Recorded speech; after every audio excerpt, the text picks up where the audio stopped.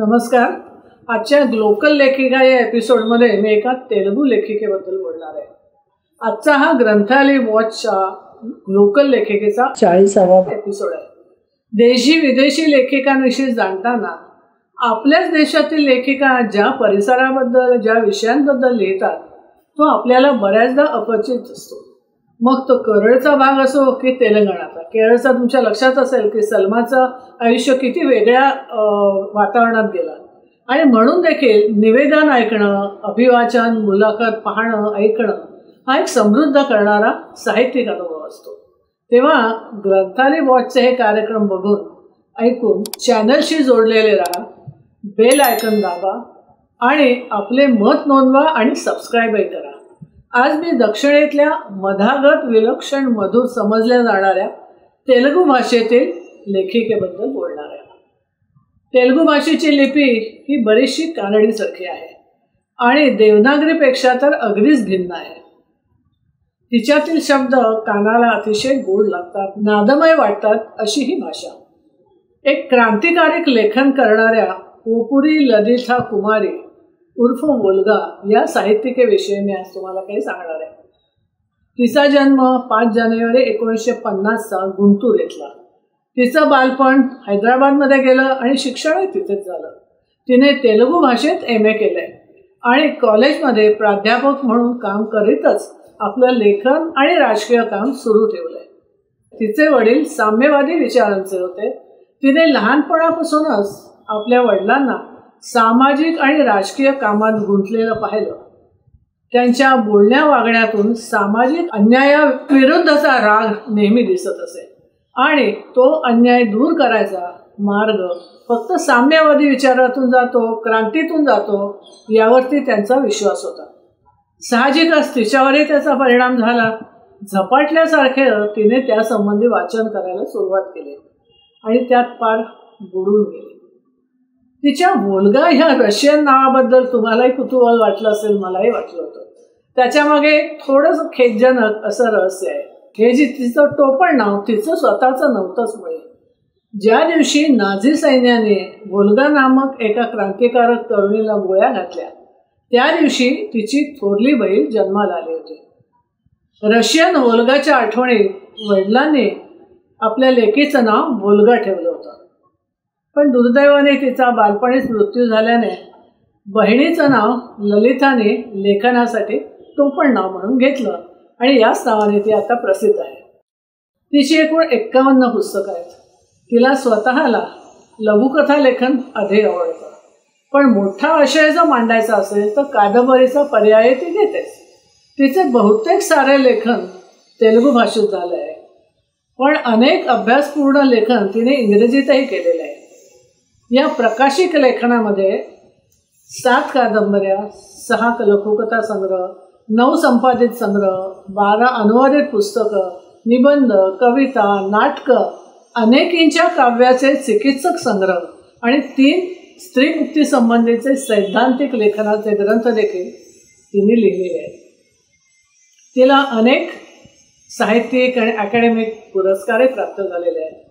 स्वेच्छा, राजकीय कथालू, नीली मेघलू, चरित्र स्वरालू या तिच्या प्रमुख ललित कृती आहेत. आंध्र प्रदेशचा उत्कृष्ट कथालेखनाचा नंदी पुरस्कार तिला मिळाला आहे. तेलुगू विद्यापीठाचा लक्षणीय लेखनाचा पुरस्कार मिळाला आहे. सुशीला नारायण रेड्डी पुरस्कार मिळाले. कांडू पुरई वीरसलिंगम साहित्य पुरस्कार मिळाला आहे. विमुक्तासाठी साहित्य अकादमी पारितोषिक, लोकनायक अवॉर्ड अशा पुरस्काराने तिच्या लेखणीचा गौरव झालेला आहे. ती सध्या स्त्री अस्मिता रिसोर्स सेंटरची प्रमुख म्हणून काम करते. वोल्गा कॉलेज जीवनापासूनच विद्यार्थी चळवळीत अग्रेसर होते.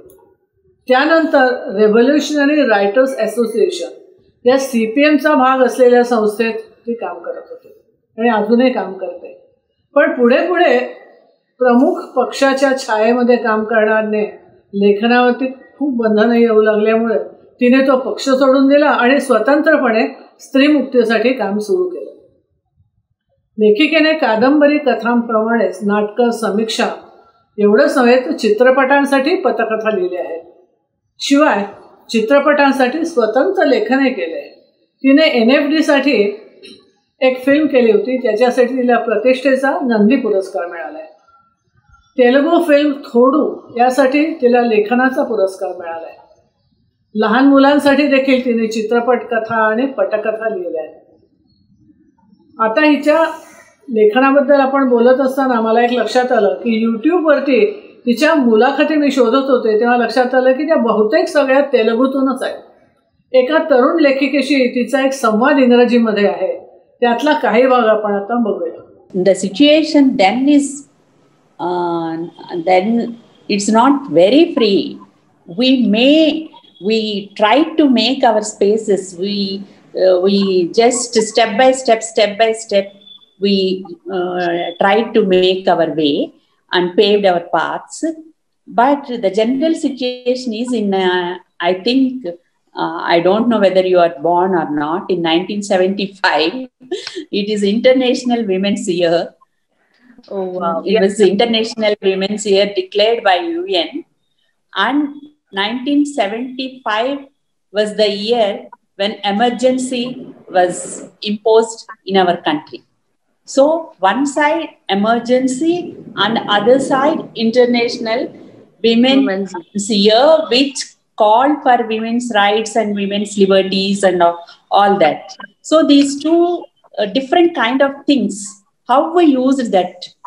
In emergency, many news, many writings by other political parties or intellectuals were censored. They were not appeared in the newspapers. So many articles were censored. But then they thought that women's issues are okay. There is no danger in writing or allow writing women's issues. They write about economic equality or something. So women's question is not very dangerous, they thought. So they gave space for discussions in the newspapers. So we start writing like anything, discussing like anything. The politics of feminist ideology and the women's bodies, women's reproductive rights, and what happened was UN asked every country to submit a country report. So the government asked women intellectuals and all from all walks of life to put things together about women. And intellectuals like Veena Mazumdar headed that, and they made an extraordinary effort and brought out the report called Towards Equality. And that is a path-breaking book, and it I think it brought out many issues. How women were dragging behind, how women's situation is worse than in 1910s and 20s. So women groups from every city start discussing this, and writers took that opportunity, grabbed the issues and put them in the form of literature, poetry, short stories, novels. Lot of them are coming with the different aspects of women's lives.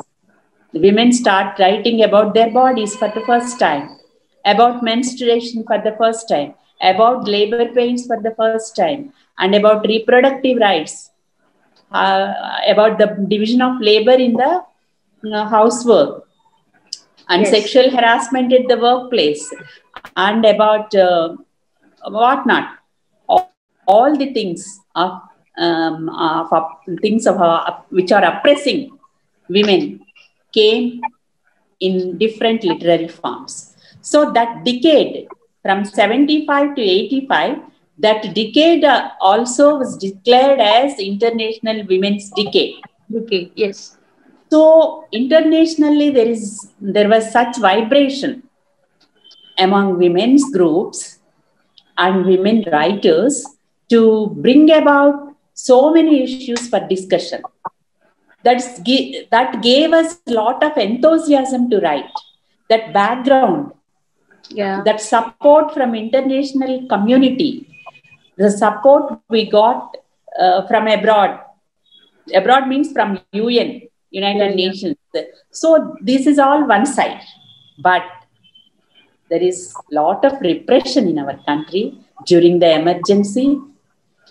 And we have to understand about the politics of women's bodies and the politics of the state, power relations between men and women, and also power relations between people and the state. So we have to understand these relations. To understand and write about those things, we have to work hard with people. We have to study hard. We have to go into villages, go into people, women, men, met them. So lot of hard work was behind our writing. लघुकथा लेखनामध्ये थोड्या अवकाशामध्ये मोठा अर्थ सांगायचा असतो, म्हणून तिला लघुकथा लिहायला जास्त आवडतात. त्यामुळे तिच्या लघुकथा खूप प्रसिद्ध आहेत. कथांइतकीच तिला साहित्यिक समीक्षेची आवड आहे. तेलुगूतील जुनं साहित्य जर बघितलं तर ते आपल्याकडे जसं जुनं साहित्य जास्त भक्तिकाव्य अधिक आहे, तसंच तिथेही आहे. इतर लेखनामध्ये स्त्रिया फारशा नसल्याने तिच्या लेखनावरती साम्यवादी लेखकांचा अधिक प्रभाव आहे.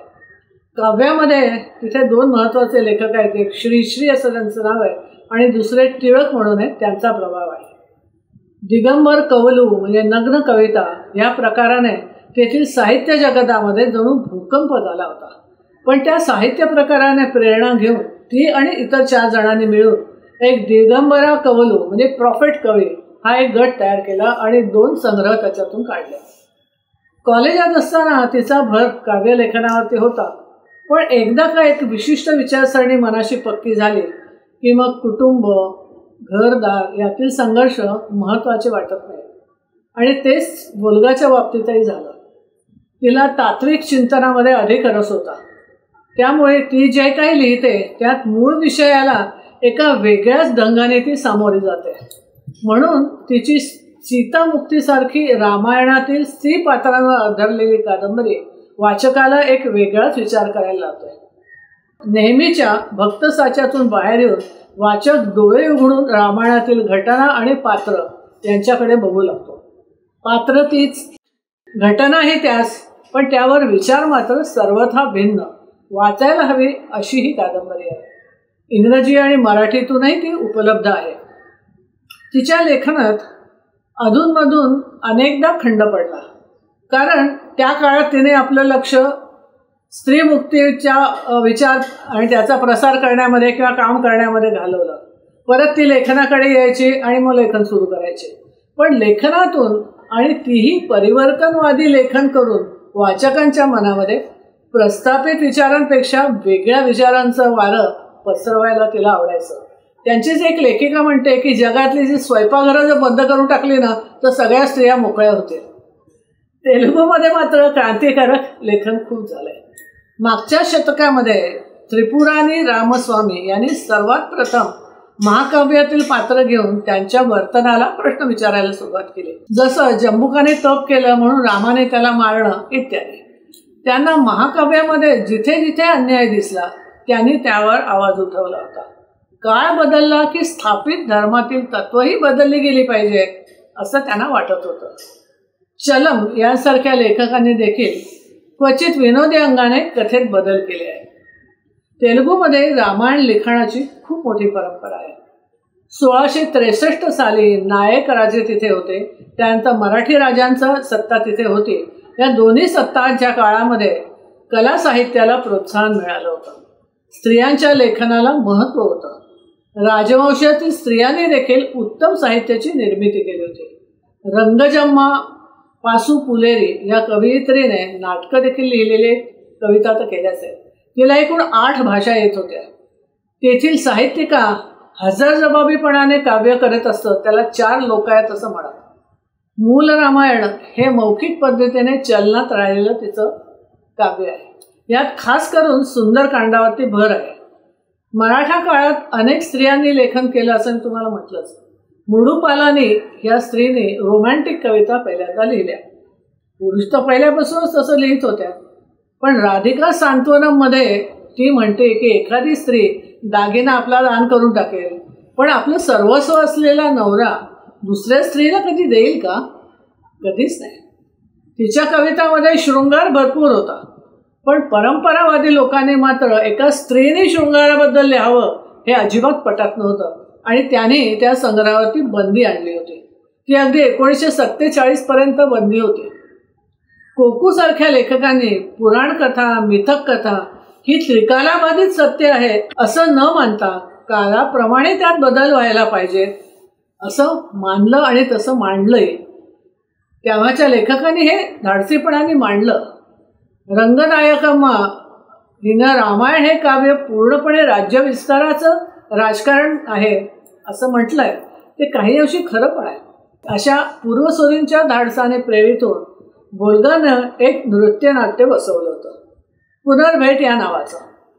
या नृत्यनाट्यामध्ये सीता आणि शूर्पणखा भेटतात आणि म्हणतात की त्या रामरावणाच्या युद्धाला कारणीभूत अजिबात नाही.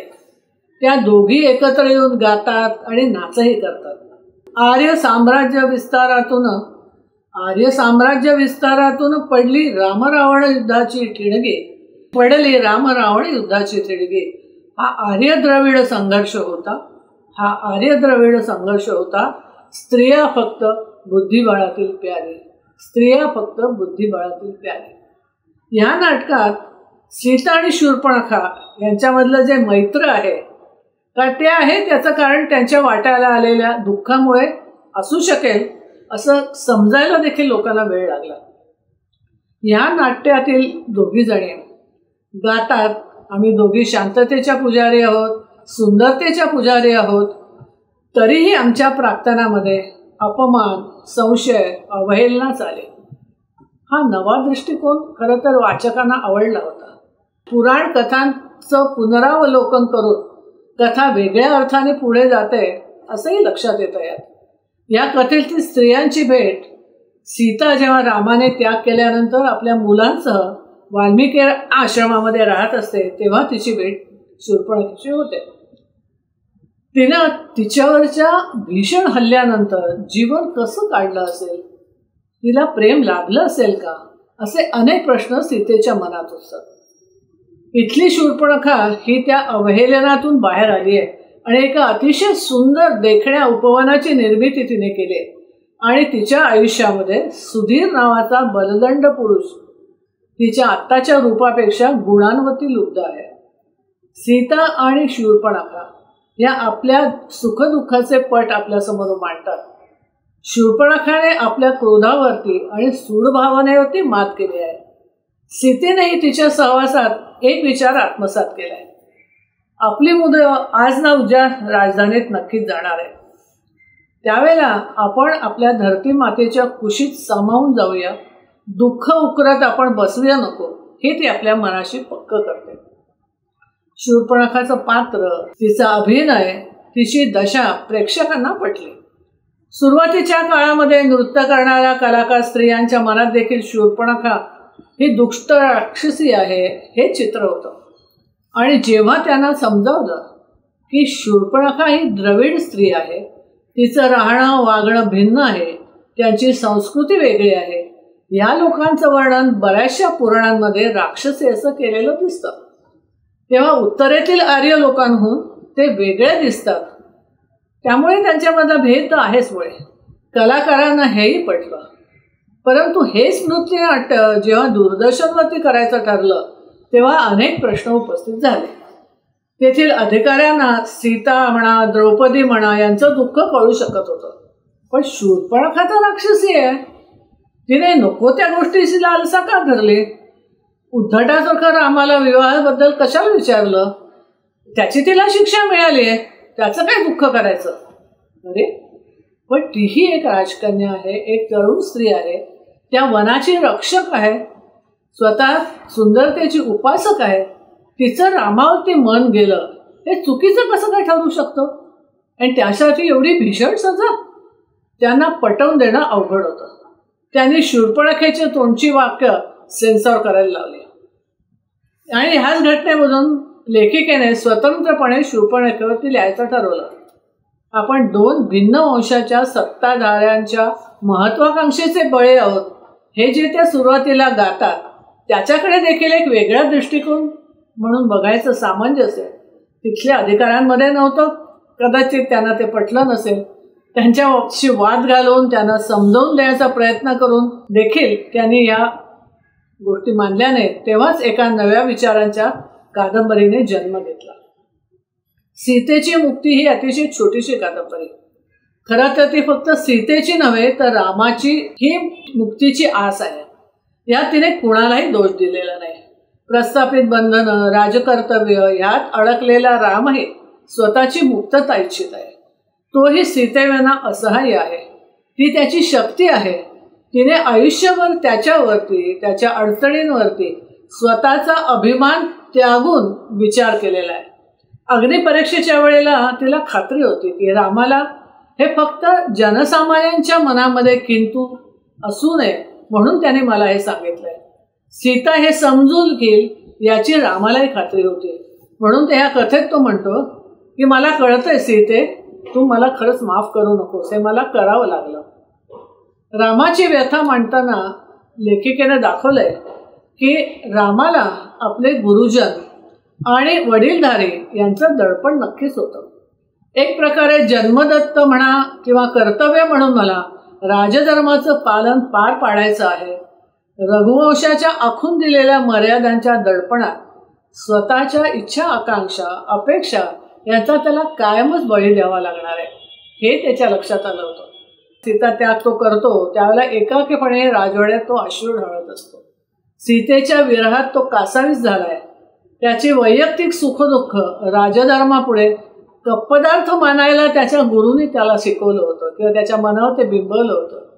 त्याने एक प्रकारे सीतेशी विवाह करताना परशुरामाला सांगितलं होतं की मी आर्यधर्माचं सर्व शक्तीनिशी पालन करेन आणि ती राबवेन असं वचन त्यावेळेला दिलेलं होतं.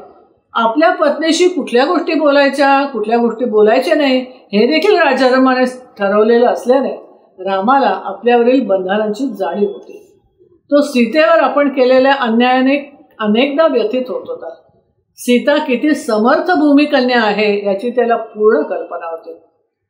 केवळ राजधर्माने बांधल्या गेलेल्या रामासाठी ती अग्निदिव्यालाही तयार झाली होती. एक प्रकारे तिने त्याच्या राजधर्माला आणि पर्यायाने त्यालाही समजून घेतलं होतं. राम मात्र तिच्यासोबत घालवलेले वनवासातले आत्यंतिक सुखाचे क्षण आठवत होते. म्हणूनच तो म्हणतो, सीते तू मला मुळीच क्षमा करू नकोस. तिने म्हणजे लेखिकेने रामाची कोंडी ओळखलेली आहे. राम सीतेच्या प्रेमाला राजसिंहासनाने जखम केले होते. सीतेला अपमानित केलेलं होतं. सीता रामाशी बांधील होते. पण राम मात्र राजधर्म आणि रघुवंश याच्याशी बांधील होता. त्याच्यातील हृदय मात्र सीतेशिवाय रिक्त होतं. त्याला या जोखडातून मुक्ती हवी आहे. पुत्रांना आपल्याकडे सोपवून ती मुक्त होऊ शकत होती आणि मुक्त झाली. पण पुढील राज्याची व्यवस्था करून तिने त्याच्या मुक्तीचाही मार्ग प्रशस्त केला होता. ती आता आपल्याकडे येणार नाही याची त्याला खात्री होती. हा चिरविरह भोगणं हेच आपलं प्रार्थना आहे असं तो म्हणतो. या लहानशा कादंबरीत सीतेला अहिल्या, रेणुका, शूर्पणखा आणि उर्मिला भेटते. प्रत्येकीचं दुःख, वेदना, प्रतारणेचा फटका वेगळा. पण लेखिकेने कुणालाही हतबल झालेलं दाखवलं नाही आहे. पुरुषप्रधान समाजात स्त्रीवर झालेला अन्याय तिने समोर ठेवला आहे आणि त्यातून त्याने काढलेला मार्ग सीतेलाही दिशा दाखवतोय. त्या दुःखी स्त्रियांमधील भगिनी भाव हा लेखिकेला ठळक करायचा होता. एकमेकींशी बोलून त्या आपल्या दुःखातून मोकळ्या होतात. आपले कर्तव्य पार पाडत असताना स्वकडे देखील त्या पाहू शकल्या. हेच त्यांचं खरं संचित आहे असं आपल्याला म्हणावं लागेल. त्या समर्थ बनल्या, त्या सूडाच्या भावनेने नव्हे तर सर्जनशील कामं करून. उपवन बनवलं शूर्पणखाने, शिल्पग्राम बनवलं रेणुकाने, आश्रमपाठ दुर्लक्षितांसाठी मोकळा केला अहिल्याने आणि राजगृहातील कर्तव्य उर्मिलाने पार पाडले. रघुवंशाचा समर्थ वारसा अयोध्येला सोपवून सीतेने आपला स्वतःचा अभिमान जपला आणि ज्याने आपल्याला गर्भवती असताना वनवास दिला त्या रामावरती अत्यंतिक प्रेम असून देखील तिने त्याचा आणि मुलांसह राजधानीचा त्याग केला. त्याने कुठेही मनाने आणि कृतीने विध्वंस केलेला नाही किंवा विध्वंसाचा विचार देखील या स्त्रियांनी केलेला नाही. लिबरेशन ऑफ सीतामध्ये अहिल्या, रेणुका, शूर्पणखा, उर्मिला यांची जीवन, संकट, स्त्री म्हणून वाट्याला आलेली प्रतारणा, मुलगा आणि पती यांनी दिलेले त्रास, अपमान, एकाकीपणा, मुलगा पती यांनी दिलेला त्रासच नाही तर अविश्वास तिला काहीतरी, सीतेला काहीतरी वेगळंच सांगत होता. लेखिका स्त्रीमुक्तीवादी असल्यामुळे कुठल्याही नात्यातील अन्याय ती सहन करत नाही. कुठल्याही नात्यामध्ये काही ना काहीतरी अन्याय होतच जातो. बऱ्याचदा असं होतं की स्त्रियांचा कैवार घेताना साध्याशा गोष्टीचा देखील खूप बाऊ केला जातो. तसे तर अनेक सहनशील पुरुष संसारात पुष्कळ सहन करत असतात, पण एका परीनं त्यांनाही वाईट नाव येतं, कारण कुठल्याही स्त्रीवर अन्याय झाल्यामुळे त्याला पुरुषाला दोषी धरलं जातं. हा अन्यायच नाही आहे का? स्त्रियांना न्याय म्हणजे पुरुषांवर अन्याय असं होऊ शकत नाही. ह्याचं भान स्त्रीवादी स्त्री पुरुषांनी ध्यानात नक्कीच ठेवलं पाहिजे. तिच्या स्वेच्छा या कादंबरीने तिला स्त्रीवादी लेखिका म्हणून एक पक्की ओळख करून दिली. तेलुगू भाषेमध्ये इतक्या प्रभावीपणे स्त्री समस्यांना कुणी हात घातलेला नव्हता. हा तिच्या साम्यवादी असण्याचाही भाग असू शकतो. ही कादंबरी धूमधडाक्यात विकली गेली, इतकी की पहिली आवृत्तीच मुळी 50,000 प्रतींची होती. नॅशनल बुक ट्रस्टने तिचे अनेक भारतीय भाषांमध्ये अनुवादही प्रसिद्ध केले. याचा अर्थ त्या कादंबरीमध्ये असं काही होतं की ज्याच्यामुळे स्त्री आणि पुरुष वाचकांना खूप महत्त्वाची गोष्ट वाटत होती. भोलगाच्या लेखनामध्ये ऐतिहासिक कथा कादंबऱ्यातील नायिकांबद्दल ती नक्कीच वेगळा विचार मांडते, नवा दृष्टिकोन मांडते. खरं तर अनेक जुन्या कादंबऱ्यांमध्ये स्त्रियांचं चित्रण दुबळ्या, परावलंबी, पुरुषी वर्चस्व मानणाऱ्या त्या स्वतःच असतात असं असतं आणि तेच नव्या जुन्यांच्या मनामध्ये ठसत जातं. तिच्या यशोधरा या कादंबरीतील यशोधरा ही अत्यंत खंबीर मनाची तरुणी दाखवली आहे. आजवर आपण काय वाचलं की सिद्धार्थ गौतम तिला आणि नवजात पुत्राला म्हणजे राहुलला ते निजलेले असताना तो राजवाडा सोडून निघून जातो. एक हताश तरुण राजकन्या आणि एक अबोध बालक यांच्या जीवनाची कथा असे आपण ऐकलेलं आणि वाचलेलं असतं. पण इथे ती पतीच्या दुःखमुक्तीच्या मानसिक झगड्यामध्ये तन, मन आणि बुद्धीने सामील झालेली आहे. त्यातूनच तिला स्वतःच्या मुक्तीचा विचार सापडतो. ती संसार सांभाळत स्वतःचं स्वत्व जपते आणि सांभाळते. अशाच प्रकारची थोडी वेगळी कथा मी डॉक्टर आंबेडकरांच्या बुद्ध धर्म आणि त्याचा धम्म या पुस्तकात बघितले. त्या कथेचं एक वेगळंच रूप त्यांनी मांडलंय. त्यामध्ये शाक्य आणि कोलीय या जनपदांचा रोहिणी नदीच्या पाण्यावरून चाललेला झगडा वर्षानुवर्ष चाललेला होतो. तो अतिशय तीव्र झालेला होतो. जनपद असल्यामुळे त्यांनी दोन्हीकडल्या लोकांची मतं घेतली, पण फाईट टू फिनिश याच्यावरती सगळ्यांचं बहुमत झालं. फक्त सिद्धार्थ त्याच्या विरोधात होता. अशा वेळी एकतर त्यानं संघात असल्यामुळे युद्धात भाग घ्यायला हवा किंवा बहुमताविरुद्ध गेल्याने शिक्षा भोगावी. ती शिक्षा अशी होती की त्याने देशत्याग करावा किंवा त्याच्या कुटुंबावरती पडणारा बहिष्कार आणि मालमत्तेची जप्ती होईल त्याची तयारी ठेवावी. साहजिकच त्याने देशत्याग मान्य केला. राजवाड्यावरती जाऊन माता, पिता आणि पत्नी यांच्याशी चर्चा करून राज्यत्याग केला. आहे की नाही? एक वेगळा दृष्टिकोन देणारी कथा आंबेडकरांनी सांगितली. तर व्होल्गा कादंबरीमधील यशोधरा अत्यंत संवेदनशील आहे. तिला हिंसा अजिबात आवडत नाही.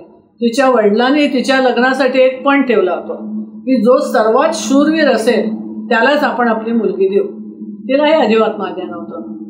पण ते भयंकर शीघ्रकोपी होते, त्यामुळे त्यांना समजावणंही सोपं नव्हतं. पण ती त्यांना शेवटी समजावते की मी म्हणजे काही एखादी बक्षिसाची वस्तू नाही आहे की विजयी वीराला ती देऊन टाकावी. थोडा विचार केल्यानंतर त्यांनाही ते पटतं. लेकीवरच्या प्रेमाने ते अकर मान्य करतात. सिद्धार्थ वास्तविक स्वतः उत्तम शस्त्रविद्या निपुण असूनही युद्ध आणि त्यातील हिंसेच्या विरोधात असतो. त्याची आणि यशोधराची भेट एका मंदिरात झालेली असते. दोघे परस्परांच्या प्रेमात पडलेले असतात. गौतम जरा गंभीर वृत्तीचा असतो, पण दोघांची शांती आणि आयुष्यावरची मतं सारखीच असतात. विवाहानंतर सिद्धार्थ गौतम संसारात रमेल आणि राज्य कर्तव्य पार पाडू शकेल. जगाची चिंता राजधर्मातून सोडवेल. पण राजवाड्यामध्ये महाराणी गौतमीला ती भविष्यवाणी सतत सतावत असते. त्या भविष्यवाणीनुसार राजपुत्र हा राज्यत्याग करून साधू होणार आहे किंवा जगाच्या दुःखांवरती उपाय शोधलेला एक प्रचंड प्रसिद्ध पुरुष होणार आहे.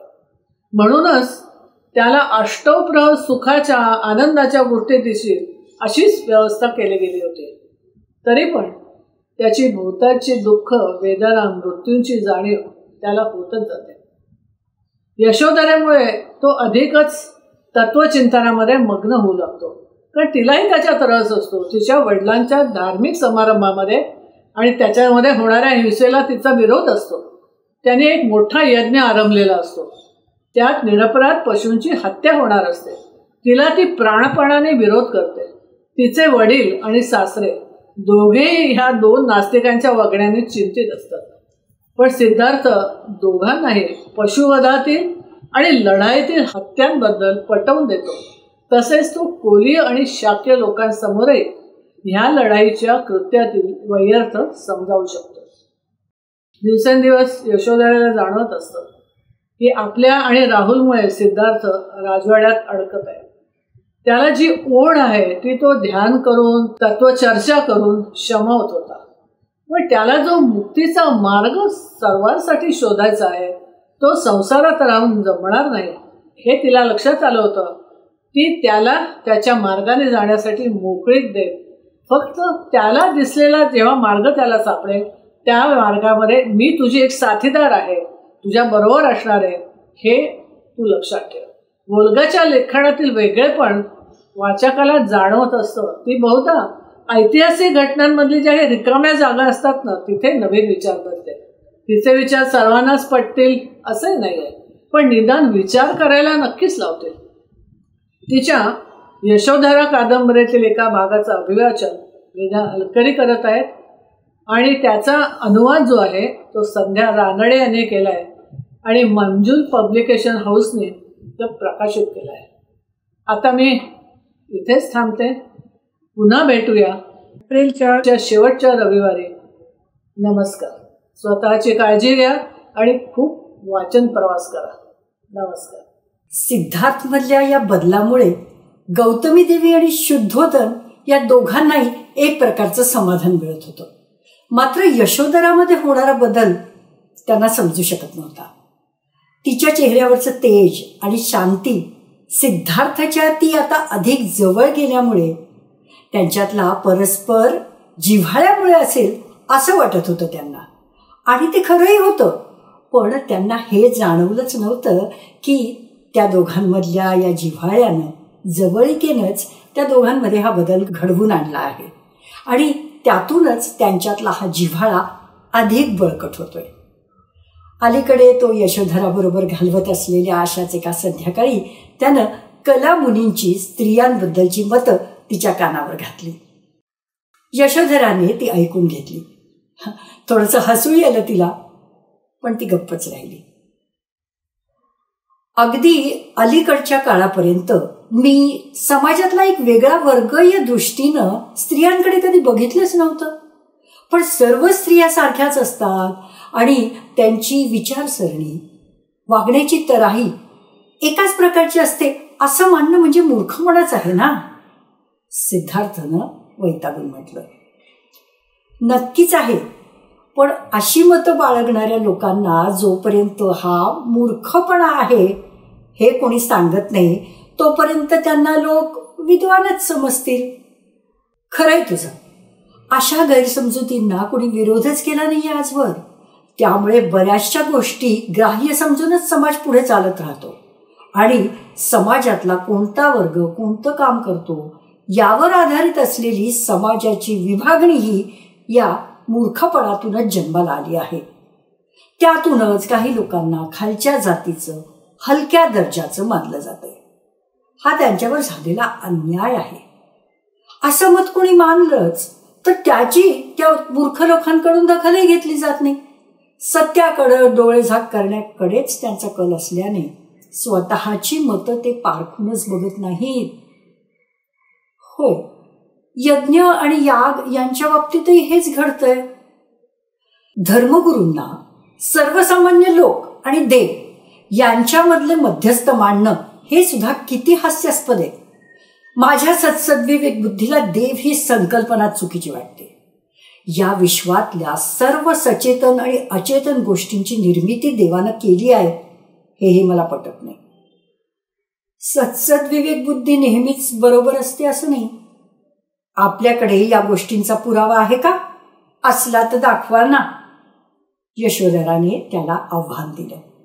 जे अस्तित्वात आहे त्याचा पुरावा देता येतो यशोधरा. ज्याचं काही अस्तित्वच नाहीये ते पुढे येऊन तुम्हाला कसं सांगेल की मी अस्तित्वात नाहीये? सिद्धार्थनं काहीसा हताश होऊन म्हटलं. यशोधराला तिचं हसू आवरताच आलं नाही आणि मग सिद्धार्थलाही हसू आलं. त्यांचं हास्य ज्यांच्या कानावर पडलं त्यांना त्या विनोदामागच्या गंभीर चर्चेची काहीच कल्पना नव्हती. ते एकमेकांकडे बघून मिश्किलपणे हसले. स्त्रियांना नेहमी घरातच डांबून ठेवलं जात असल्यामुळे त्यांच्या बुद्धीची वाढ आपोआपच खुंटते. त्यांना जर आपल्यासारख्या लोकांशी बोलण्याची संधी दिली गेली तर त्यांनाही नव्या नव्या कल्पना सुचतील. त्यांची बौद्धिक क्षमता अधिक बहरेल. पण अशा संधीच त्यांना दिल्या जात नाहीत. तरीही त्यांच्यातल्या काही जणी अशा बंधनामध्ये राहूनही स्वतःची थोडीफार उन्नती करून घेतात. जमेल ते शिकण्याचा प्रयत्न करतात. आता गौतमी मांचंच उदाहरण घ्यायचं झालं तरी ते सिद्ध होतं. आपल्यासारख्या त्यांच्या पुत्राला त्यांनी उत्तम तऱ्हेचे संस्कार देत लहानाचं मोठं केलंय. आपल्या बुद्धीची योग्य त्या तऱ्हेनं वाढ होईल असं वातावरण त्यांनी आपल्या भोवती सतत ठेवलं. त्या कधीही आपल्याला हट्टी असमंजस समजल्या नाही. आपण इतरांपेक्षा निराळे आहात हे जाणून घेतलं होतं त्यांनी. ते आपलं निराळेपण आपलं वैशिष्ट्य समजून त्यांनी कायम जपलं. आपण एक गोष्ट लक्षात घ्यावी की ते समजण्याची कुवत जिच्यात आहे ती स्त्री किती बुद्धिमान असेल. अशा किती सक्षम समर्थ स्त्रिया जगात असतील पण त्या कधीच पुढे येऊन त्यांच्यातल्या क्षमतांचं जगापुढे प्रदर्शन करणार नाहीत. कदाचित आपण कुणीतरी खास आहोत. जगातल्या समस्त स्त्री जातीसमोर आपला आदर्श ठेवला जावा असं वाटतही नसेल त्यांना. पण तुला वाटतं ना तसं? मला असं वाटतं यशोधरा की झालं ते खूप झालं. पुष्कळ सहन केलं स्त्रियांनी. त्यात बदल घडायला आता सुरुवात करायलाच हवी. कारण तेव्हाच स्त्रियांच्या बाबतीत सत्य काय आहे आणि असत्य काय आहे हे जगापुढे येईल. सत्य काय आहे ते आपल्याकडूनच जगापुढे येईल. कारण या जगातल्या लहान सहान सजीवांवर सुद्धा आपण प्रेम करता. सहानुभूतीनं जिव्हाळ्यानं त्यांचा विचार करता. तिच्या पुढे आपलं म्हणणं मांडावं की नाही या संभ्रमात सिद्धार्थ थोडा वेळ पडला. पण मग त्यानं म्हटलंच तिला, झाडावरची फुलं तोडून तू त्यांचं आयुष्य कमी करतेस ना यशोधरा, त्यावेळी खूप दुखावला जातो मी. खरं? मग आपण असं करा, बागेतली फुलं तोडून आणून मी आपला प्रासाद सजवते ना, त्यानंतर आपण बागेत जाऊन आपल्याला तिथं काय दिसतं ते बघून यावं. त्याच्या बोलण्याचा विषाद वाटल्यासारख्या स्वरात यशोधराने त्याला म्हटलं, नक्कीच जाईन मी. पण मला तिथे काय दिसेल ते आधी सांगणार नाहीस का तू? नाही सांगणार मी. काही गोष्टी या ऐकून जाणून घ्यायच्या असतात तर काही प्रत्यक्ष पाहून जाणून घ्यायला हव्यात. असं आहे का? तू नाहीच सांगणार मला? तर ठीक आहे, नको सांगूस. पण तू मला सांगितलं नाहीस आणि मी स्वतःही बागेत जाऊन प्रत्यक्ष पाहिलं नाही, तरीही सत्य काय आहे ते मला कळलंय. बोलता बोलता सिद्धार्थच्या ओठावर एक प्रकारचं विजयी हसू उमटलं. आपल्याला सत्य माहितीये? काय आहे सत्य? लगेच सांगा ना मला. माझ्या चेहऱ्याकडे बघूनही तुझ्या लक्षात येत नाहीये. मी सांगायलाच हवं का तुला? जाणून घेता येईल ते मला, पण तेवढा धीर धरवत नाही आता मला. थांबण्या इतका विचार करण्या एवढा वेळ सुद्धा वाया घालवायचा नाहीये मला. सांगा ना, आपल्याला काय कळलंय? सत्य हे आहे यशोधरा की तू ही फुलं झाडावरून तोडून आणत नाहीस. फक्त जमिनीवर गळून पडलेली फुलंच तू गोळा करून आणतेस. तू त्यांचं आयुष्य कमी करत नाहीस, तर जी फुलं एरवी सुकून वाया गेली असती त्यांच्यात नवीन जीवन भरतेस तू. असंच आहे ना? यशोधरा थक्क होऊन पाहतच राहिली. तिच्या डोळ्यातून सिद्धार्थविषयीचं कौतुक ओसंडून वाहत होतं आणि तिच्या सुंदर डोळ्यांचं कौतुक केल्याशिवाय सिद्धार्थला सुद्धा राहावलं नाही. त्यानं म्हटलं, पण तू तळ्यातली कमळाची फुलं तोडतेस आणि त्याच्या पाकळ्या खुडून स्वतःच्या डोळ्यावर चिकटवतेस ना यशोधरा, ते मात्र मला अजिबात आवडत नाही. सिद्धार्थ इतक्या गंभीरपणे हे बोलला की त्यातला गर्भितार्थ कितीतरी वेळ यशोधराच्या लक्षातच आला नाही. मात्र जेव्हा लक्षात आला तेव्हा ती अगदी खळखळून हसली. मला आजकाल वाटायला लागलंय की तत्वज्ञानापेक्षाही काव्य अधिक जास्त कळतंय आपल्याला. मग काव्य करण्याचाच का प्रयत्न करत नाही आपण? तिनं त्याला चिडवलं. काव्य काय किंवा तत्वज्ञान काय, दोन्हीचा उगम शेवटी माणसाच्या भावभावनांमधूनच होतो ना. त्यामुळे कधी ना कधीतरी ते दोन्ही एकरूप होणारच. पण दुर्दैवाने काव्याचा वापर भ्रामक समजुती पसरवण्यासाठी आणि विषय सुखाच्या कल्पनांसाठी केला जातो. खरं म्हणजे यावरही गंभीरपणे विचार मंथन होणं गरजेचं आहे. सिद्धार्थ म्हणाला. एका अगदी लहानशा विनोदाची सांगड सिद्धार्थने इतक्या सविस्तरपणे असं तत्वज्ञान सांगण्याशी घातलेली बघून यशोधरा थक्कच झाली. या विश्वात तुम्हाला असं काहीही आढळणार नाही जे तुमच्या दृष्टिकोनाशी, तुमच्या आकलन शक्तीशी विसंगत असेल. हे सारं तुम्ही तुमच्या मनात साठवून घेऊ शकता. याचा अर्थच हा आहे की तुमचं मन खूप मोठं आहे. तुमच्या आकलन शक्तीच्या कक्षा केवढ्या तरी विस्तारलेल्या आहेत. सिद्धार्थबद्दलची त्याच्या बुद्धिमत्तेची प्रशंसा, कौतुक यशोधराच्या शब्दाशब्दातून व्यक्त होत होतं. त्या कितीही विस्तारलेल्या असल्या ना यशोधरा, तरी त्याचा काहीही उपयोग नाहीये. अलीकडच्या काळात त्याच्यात काही शिरूच शकत नाहीये, कारण त्यांच्यातली संपूर्ण जागा एकाच व्यक्तीने व्यापून टाकलीये. अगदी खालच्या उदासवाण्या स्वरात सिद्धार्थ बोलला होता, तरी त्यातली थट्टा यशोधरेच्या लगेच लक्षात आली. खूप गोड आणि खूप प्रसन्न आहे आपलं बोलणं, पण इतकी प्रचंड अतिशयोक्ती आहे त्यात की ते खोटंच वाटावं. निदान आपल्या तोंडी तरी ते अजिबात शोभत नाही बरं. रागवल्यासारखं करत यशोधराने म्हटलं. आणि चला निघूया आता आपण. याहून अधिक महत्वाचं काहीतरी करता येईल आपल्याला. आज रात्री आपल्या मनातले सारे विचार ऐकवा आपण मला. धन्यवाद.